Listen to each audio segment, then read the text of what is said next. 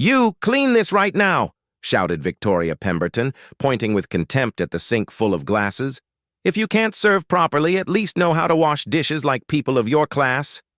Laughter erupted in the manor's grand hall, while crystal glasses clinked like cruel mockery.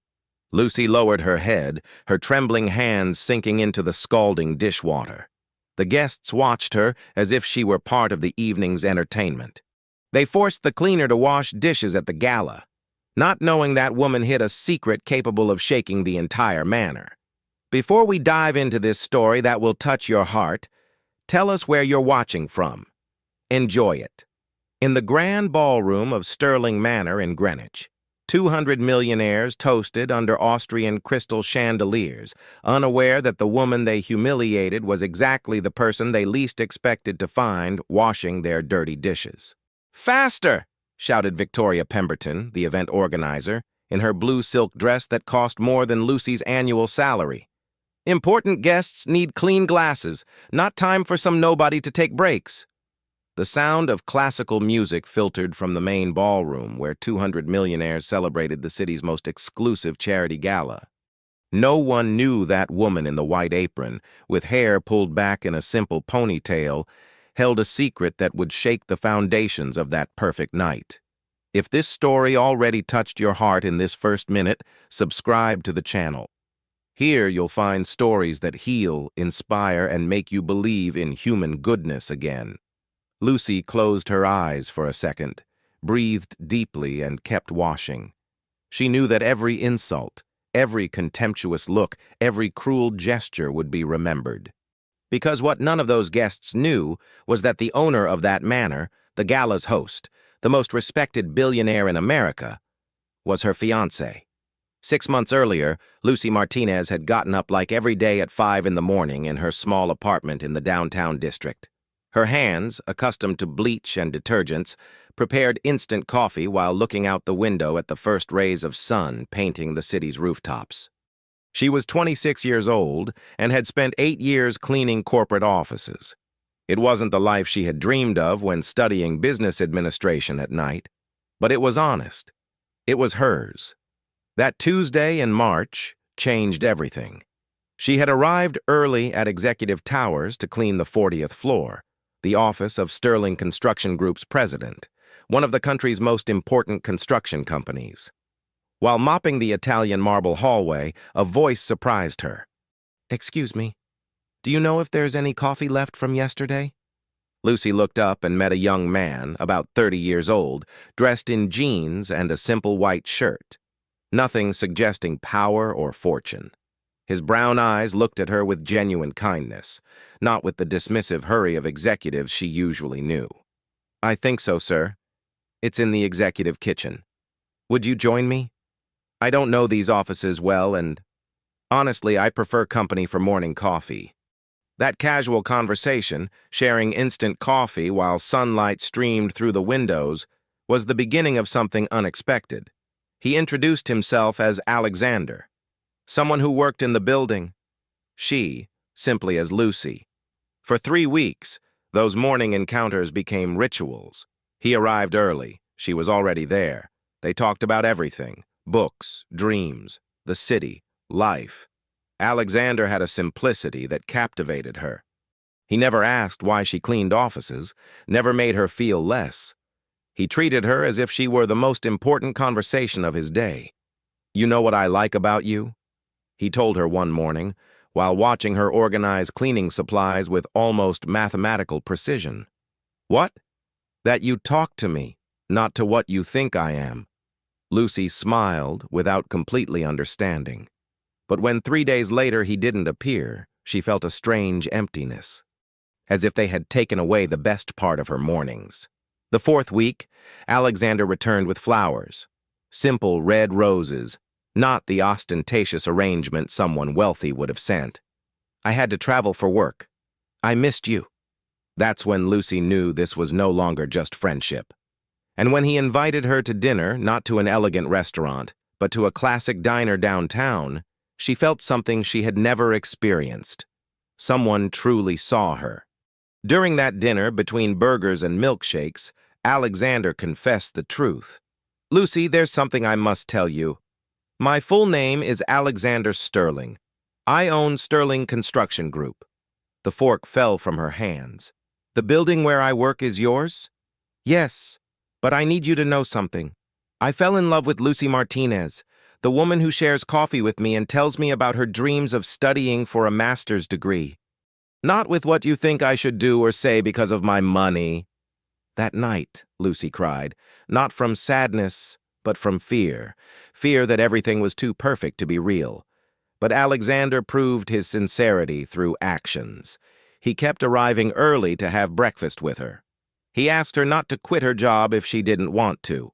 He respected her independence. My money doesn't define me, he told her one afternoon. I want you to know me for who I am, not for what I have. 6 months later, when Alexander proposed marriage in that same diner where they had first had dinner, Lucy said yes. But she also set a condition. Let's keep this secret until I'm ready. I need to know that our love is real, not a money fantasy. Alexander agreed. And so, Lucy continued cleaning offices in the mornings and dining with America's most respected billionaire in the evenings. A double life that would soon be put to the cruelest test. But what would happen when those two worlds collided? Could their love survive social pressure? The invitation arrived printed on parchment paper with gold letters. Children's Hospital Foundation, Charity Gala, Sterling Manor. Dress code, formal gala attire. Alexander showed it to her during one of their private dinners in his penthouse, a minimalist space that contrasted with the ostentation she expected. It's at my house. Well, at the family manor.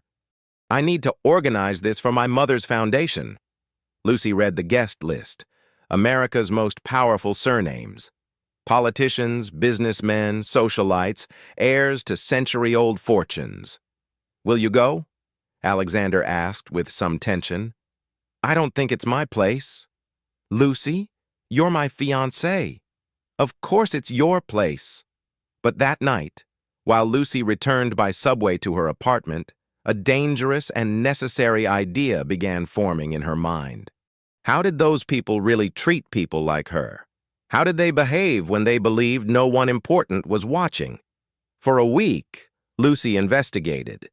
She called the service agency that would hire additional staff for the event. She learned they needed extra cleaning personnel for before and during the gala. I have experience in corporate events, she lied over the phone. I can work that night. The Saturday of the gala, Lucy arrived at Sterling Manor at 3 in the afternoon. The property left her breathless. Gardens that seemed taken from Versailles. A colonial-style house with 3 floors. Fountains with marble sculptures. Victoria Pemberton, the event organizer, was a 50-year-old woman who had turned contempt into an art.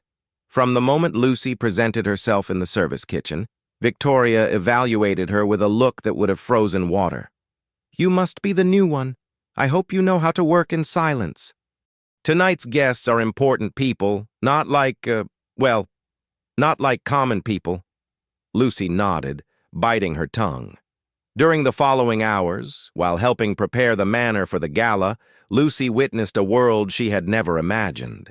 The preparations weren't just for an event. They were for a power spectacle. You!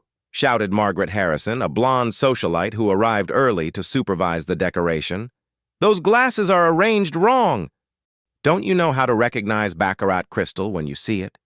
Excuse me, ma'am, but they're arranged according to... Don't answer me back. Do what I tell you and that's it.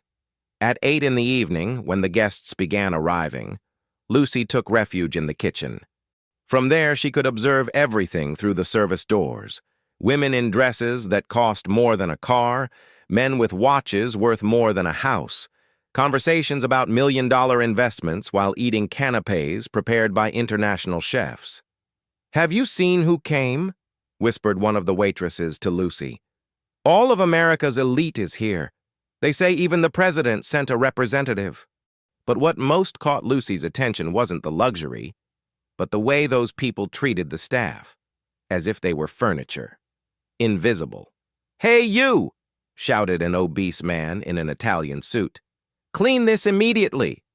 He had deliberately spilled his red wine glass on the marble floor, just to watch Lucy kneel and clean it. His friends laughed as if he had made the funniest joke in the world. "That's how they learn not to get in the way when important people talk," commented his wife, a woman with more surgeries than years. Lucy cleaned in silence, but every humiliation burned into her memory like fire. The last straw was when Victoria Pemberton found her resting for a minute in the service hallway. "What are you doing here standing like a useless person? Go to the kitchen and wash the dishes that are piling up, and you better make them spotless because if any guest complains, you leave without pay." While Lucy walked toward the kitchen, she heard laughter from the main ballroom. Alexander had just arrived. His voice, that voice that calmed her every night, now mixed with those of the same people who had humiliated her for hours. For a moment, she hesitated. For a moment, she wanted to run away. But then she remembered Alexander's words. "I want you to know me for who I am, not for what I have, but what happened when love was tested against the cruelest contempt. How far could humiliation go?" In Sterling Manor's kitchen, Lucy scrubbed French porcelain dishes while laughter and classical music filtered from the grand ballroom. Her hands, already reddened by hot water and detergent, worked mechanically while her mind processed every insult, every contemptuous look she had received that night. "Faster!" shouted Victoria Pemberton as she stormed in. "The guests need clean glasses for Mr. Sterling's toast." Lucy's heart skipped a beat hearing Alexander's name, but she kept her eyes on the dishes. "Yes, ma'am." Victoria approached, evaluating the work with critical eyes. "These glasses are poorly washed." "Look at them carefully. Do you see those spots? Tonight's guests pay more in taxes than you earn in your entire lifetime. I can't allow them to drink from dirty crystal." Lucy examined the glasses. They were perfectly clean. But before she could defend herself, Victoria took one of the glasses and smashed it against the sink. "All of them again, and this time do it right." The sound of breaking crystal attracted other employees' attention. Margaret Harrison, the blonde socialite, entered accompanied by two friends, all with champagne glasses in their hands. "Victoria, dear, what's happening here?" she asked with that honeyed voice she used when wanting to appear elegant. "Nothing important. Just teaching the help how things are done properly." Margaret looked at Lucy as if she were an insect. "This is the new one? She looks common. Very common." Her friends giggled like cruel teenagers. "Where did you find her?" asked one of them, examining Lucy from head to toe. "Because honestly, for events of this level, we should hire staff with better presentation." "It's what we have," Victoria responded. "Decent people don't want to work in domestic service anymore." Lucy gritted her teeth. Each word was a slap to her dignity. "Well, at least let her be useful," said Margaret with a smile that didn't reach her eyes. "You know what? Take her to the ballroom. Let her wash some glasses there where everyone can see. That way we'll appreciate our Dom Perignon champagne more." "To the ballroom?" asked Victoria, hesitating for the first time. "Yes. There's space at the buffet table. Let her put on a little show. It'll be educational." Lucy felt the world collapsing around her. Washing dishes in the kitchen was one thing, but doing it in front of 200 millionaires as if she were a spectacle. "Ma'am, I would prefer—" "We're not asking what you prefer," Margaret cut her off. "We're telling you what you're going to do." 5 minutes later, Lucy found herself in a corner of the grand ballroom with a service cart full of dirty glasses and a small portable sink. The guests watched her as if she were part of the decoration. Some took out their cell phones. "Look how curious," commented an older man. "It's like going back to the 18th century. Servants working while we socialize." "Does anyone else want their personal glass cleaned?" shouted Margaret as if it were an auction. "We have premium service tonight." Laughter filled the ballroom. Lucy felt her cheeks burning with humiliation, but kept working. Every dish, every glass, every robotic gesture was an act of silent resistance. It was then when a young waiter, no older than 20, approached discreetly. "Are you okay, ma'am?" he whispered while pretending to arrange the glasses. Lucy looked up for the first time in an hour and saw eyes full of genuine compassion. "Yes, honey. Thank you for asking. It's just that this isn't right. You don't deserve to be treated this way." The young man, who introduced himself as David, had arrived from Texas just 2 months ago, looking for work to support his family. In his eyes, Lucy saw the reflection of thousands of workers who had once been humiliated by people who believed themselves superior. "David, right?" she said softly. "Don't worry about me. Worry about not losing your job for talking to me. But it's just that everything happens for a reason, honey. Everything." At that moment, Margaret approached with a glass full of red wine. "Let's see, cleaner. This glass is particularly dirty. Make it shine." Deliberately, she spilled the wine over the glass and Lucy's hands. The red liquid ran down her forearms like blood. "Oops," Margaret laughed. "How clumsy of me. But well, that's what you're here for, right?" Cell phones rose. Laughter multiplied. David clenched his fists beside her, but Lucy calmed him with a look. While cleaning the wine from her arms, Lucy closed her eyes and thought of Alexander, of their morning conversations, of the promises they had made to each other, of the love they had built far from all this vanity circus. But she also thought of David, of herself, of millions of people who had once been treated like objects by people who confused money with superiority. She opened her eyes and kept working, because she knew that every humiliation of that night would be remembered, and that soon, very soon, the masks would fall. But how much humiliation could the human heart endure before breaking? And what would happen when the moment of truth finally arrived? 10:30 at night marked the wall clock of Sterling Manor, when Alexander Sterling finally made his triumphant entrance to the grand ballroom. He had been in an urgent video conference with Japanese investors and arrived an hour and a half late to his own gala. The 200 guests turned toward him like sunflowers to the sun. Power had that magnetic capacity. Wherever Alexander was, there became the center of the universe. "Alexander!" shouted Margaret Harrison, running toward him with extended arms. "We thought you wouldn't come." "Margaret, sorry for the delay. Work matters that couldn't wait." Victoria Pemberton materialized beside him as if by magic. "Alexander, dear, the gala has been a resounding success. We've raised more than $5 million for the foundation. Your mother would be proud." Alexander smiled politely, but something in his expression had hardened. His eyes scanned the ballroom with an intensity that didn't go unnoticed. "Where is Lucy?" he asked suddenly. An uncomfortable silence spread through the group surrounding him. Margaret and Victoria exchanged nervous glances. "Lucy?" asked Victoria, feigning confusion. "Lucy who, dear?" "Lucy Martinez. I told her to come tonight. She's my special guest." Margaret's heart skipped a beat, but she maintained her plastic smile. "Oh, Alexander, there's no Lucy among the guests here. I personally reviewed the list. Isn't it possible she got the date wrong?" Alexander frowned. He took out his phone and dialed Lucy's number. From the kitchen, a cell phone rang, but between the music noise and conversations, no one noticed except David, the young Texan waiter. "Her phone is off," Alexander murmured, clearly worried. "You know what?" Margaret intervened with that poisonous sweetness she had perfected over years. "She's probably busy with, well, with things people like her do. You know how common people are. They don't understand the importance of events like this." For the first time that night, David felt a wave of courage running through his veins. The young man who had arrived from Texas with $20 in his pocket and a heart full of dignity approached the group with an empty tray in his hands. "Excuse me, Mr. Sterling," he said with a trembling but firm voice. Everyone turned toward him as if a ghost had spoken. "Yes?" Alexander responded, surprised that someone from the staff would address him directly. "Mrs. Lucy? She's here, sir." The air thickened. Victoria paled. Margaret felt as if ice had been poured down her back.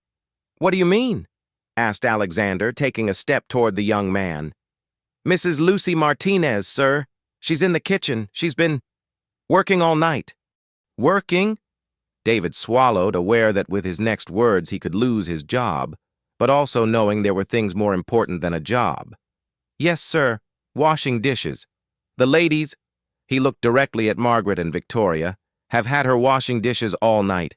They even made her come here to the ballroom so everyone could see her. Like she was a show." The silence that followed was sepulchral. Alexander processed the words as if each one were a dagger stabbing his conscience. "Are you saying that Lucy Martinez has been in my house all night, working as a servant?" "Yes, sir. And they've treated her very badly. Very badly." Alexander looked at Victoria and Margaret with an expression that neither had ever seen. It was the look of a man who had just discovered an unforgivable betrayal. "Take me to her. Now." David nodded and began walking toward the kitchen, followed by Alexander and, inevitably, by a retinue of curious guests who smelled drama in the air. The walk from the grand ballroom to the kitchen felt eternal. With each step, Alexander imagined the worst. His Lucy, his fiancée, the woman he had chosen to share his life with, humiliated in his own house by people he had invited.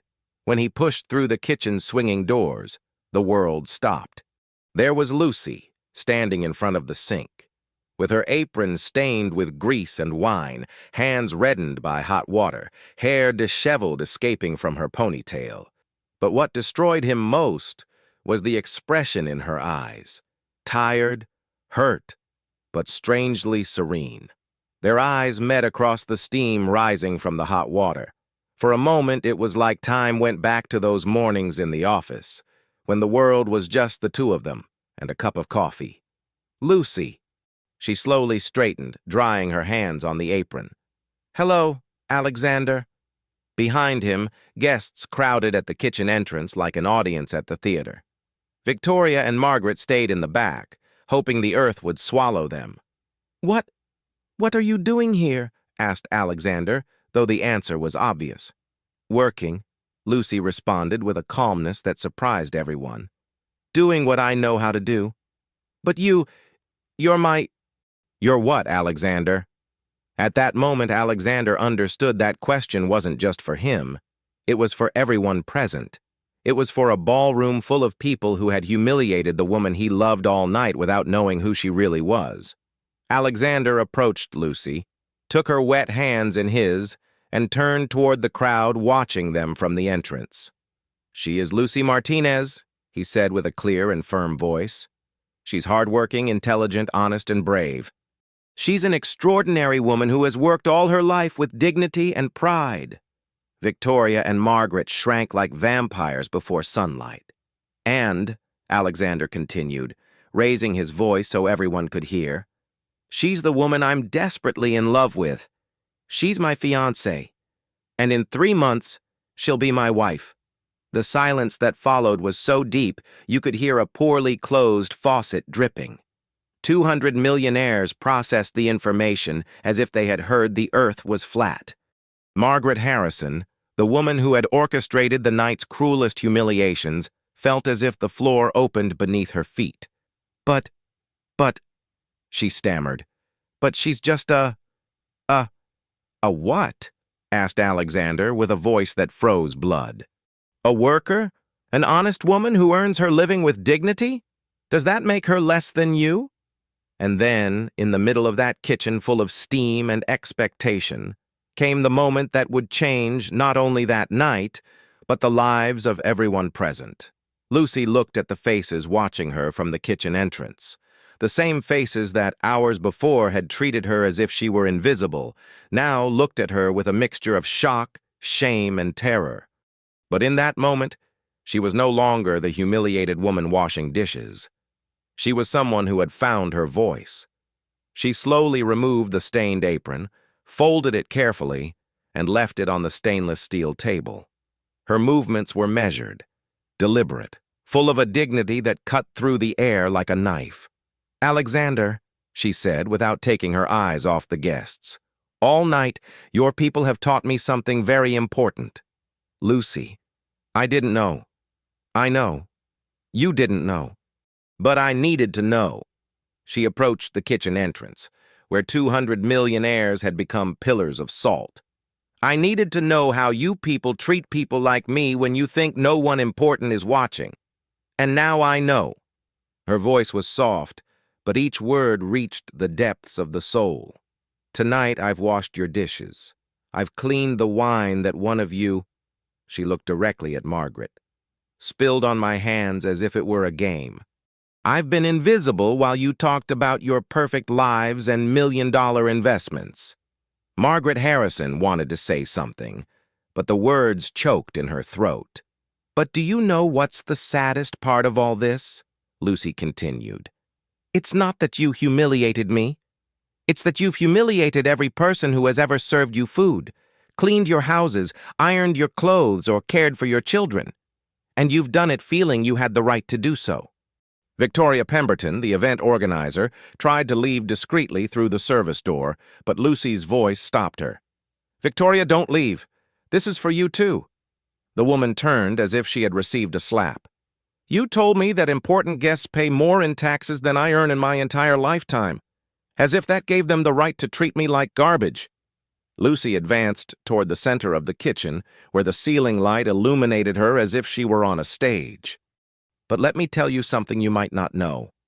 Honest work, any honest work, is not a reason for shame. The shame lies in believing that having money makes you a better person than someone who doesn't have it. David, the young Texan waiter, had tears in his eyes. He had never seen anyone defend workers' dignity like that.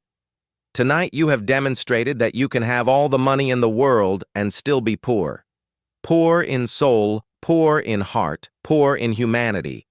An uncomfortable murmur ran through the crowd. Some guests began moving away discreetly, but Alexander blocked the exit. No one leaves until Lucy finishes speaking. She smiled at him gratefully and continued. I study business administration at night. I've worked since I was 18 to pay for my studies. I've never stolen from anyone, never hurt anyone, never humiliated anyone for having less than me. And do you know why? Because my parents, who worked their entire lives in a factory, taught me something money can't buy: respect. Margaret Harrison, who had been the cruelest all night, finally found her voice. I didn't know who you were. If I had known... If you had known what? Lucy interrupted her. If you had known I'm Alexander's fiancée, you would have treated me differently? And what does that say about you? The silence was overwhelming. Respect shouldn't depend on who I'm married to or how much money I have in the bank. Respect should be given because I'm a human being. Period. Alexander approached and took Lucy's hand. And that's why I love her, he said, looking directly at the crowd. Not because she's perfect, but because she's real, because she works for her dreams, because she treats a waitress with the same kindness she would treat a president. He turned toward Victoria Pemberton, who trembled like a leaf. Victoria, you're fired. Not just from this event, but from any event I sponsor in the future. Then he looked at Margaret Harrison. Margaret, your husband has several contracts with my companies. Consider them canceled, effective Monday morning. Alexander, please, begged Margaret. It was just a joke. We didn't know. It wasn't a joke. It was cruelty, and cruelty has consequences. But then Lucy raised her hand. Alexander, wait. Everyone looked at her, expecting her to intercede for them. I don't want you to cancel contracts because of me. I don't want anyone to lose their job because of what happened tonight. Margaret and Victoria sighed with relief. But, Lucy continued, I do want you to understand something. I forgive what you did to me, but I can't forgive what you do every day to people like David. She pointed to the young waiter, who was still crying silently. He risked his job to defend you, she told Alexander. That boy has more courage and more honor than everyone present combined. Alexander approached David and put a hand on his shoulder. What's your name, son? David Thompson, sir. I'm from Texas. David Thompson from Texas. Starting Monday, you work directly for me, in my main offices, with a decent salary and growth opportunities. The young man almost fainted from emotion. But, sir, I only know how to serve tables. You know much more than that. You know how to recognize what's right and what's wrong, and that's more valuable than any college degree. Lucy turned toward all the guests once more. Tonight you came to a charity gala. You came to demonstrate your generosity by giving money for needy children. But what good is giving money to charity if you can't give respect to the person who serves you coffee? Her words resonated in the silence like bells. True charity begins with how we treat the person next to us every day. True generosity is not making someone feel less for working honestly to live. Alexander looked at her with eyes full of admiration and pride. That's why I'm going to marry her, he announced. Because in a world full of masks, she's authentic. In a world full of pretensions, she's real. In a world where many confuse having with being, she knows that greatness is measured by how you treat someone who can't give you anything in return. One by one, the guests began leaving the kitchen. Some ashamed, others annoyed, but all knowing that night had changed something fundamental. Victoria Pemberton approached before leaving. Lucy, I'm sorry. I'm truly sorry. I'm sorry too, Victoria. I'm sorry you've reached my age without understanding that dignity can't be bought or sold. When the kitchen finally emptied, only Alexander, Lucy, and David remained. Why did you do it? Alexander asked Lucy. Why didn't you tell me you would be here? Because I needed to know who I'm going to marry. Not the Alexander I know, but the Alexander the whole world sees. And what did you discover? That I chose well. That the man I fell in love with is the same one who defended my dignity in front of 200 people without hesitating for a second. They kissed in the middle of that kitchen full of dirty dishes and fulfilled dreams, while David applauded with tears of happiness running down his cheeks. But the real consequences of that night were just beginning. How would the world react when they found out what had happened at Sterling Manor? 6 months later, the story of The Cleaner and the Billionaire had gone viral on social media. The videos that some guests had recorded that night circulated through WhatsApp, TikTok, and Twitter like wildfire. But not as those who shared them expected to mock, but as a symbol of resistance and dignity. Lucy Martinez, now Lucy Sterling, had become without seeking it a voice for millions of workers in America and worldwide. Her office at Sterling Construction Group, yes, because she had graduated with honors, and now directed the social responsibility area, was full of letters.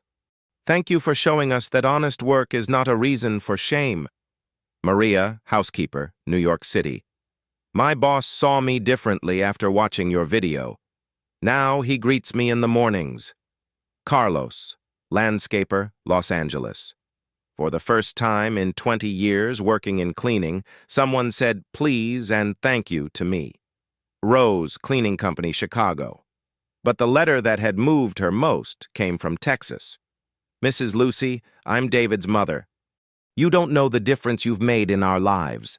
My son is now a supervisor in Mr. Alexander's offices, but more importantly, he's recovered his self-esteem. Thank you for reminding us that we all have value. David had kept his promise. In 6 months, he had demonstrated that courage and honesty could open more doors than any connection.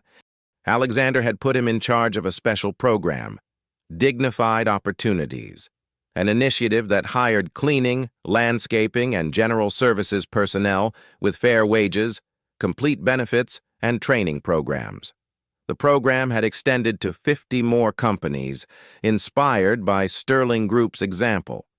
Margaret Harrison had lost more than contracts that night.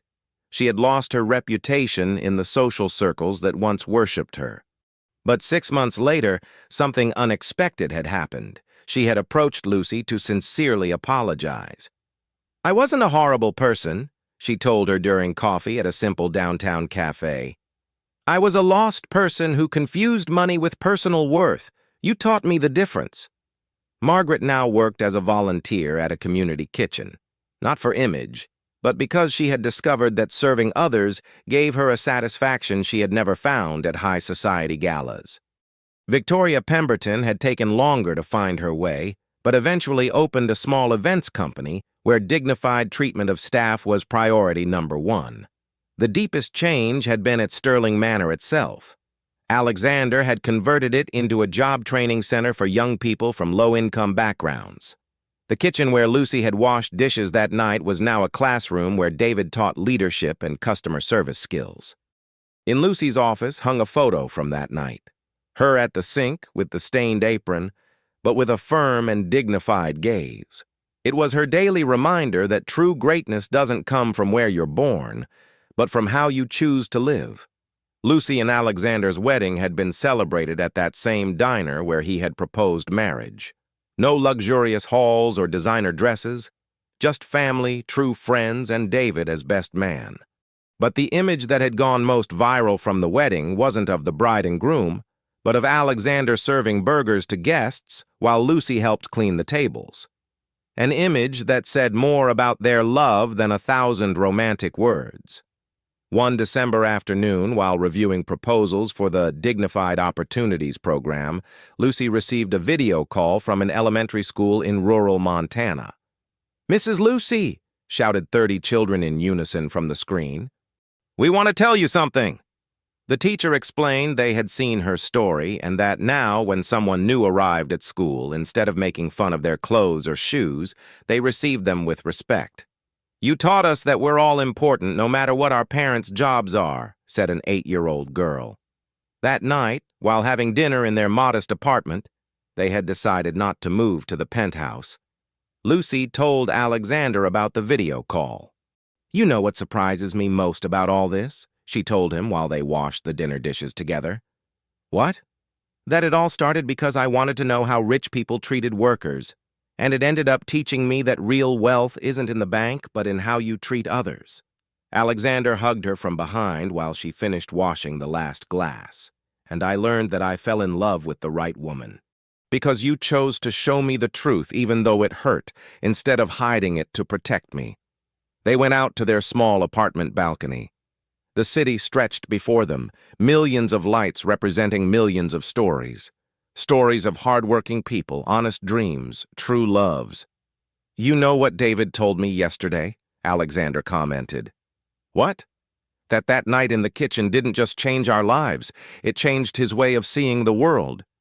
Now he treats every person he meets as if they were someone important, because he learned that we all are." Lucy smiled, remembering the words she had said that transformative night. Greatness isn't measured by the luxury that surrounds you, but by the dignity with which you treat those who serve you. They stayed there, holding hands, watching the city lights. Two people who had found in love the strength to change not only their lives, but the lives of thousands more.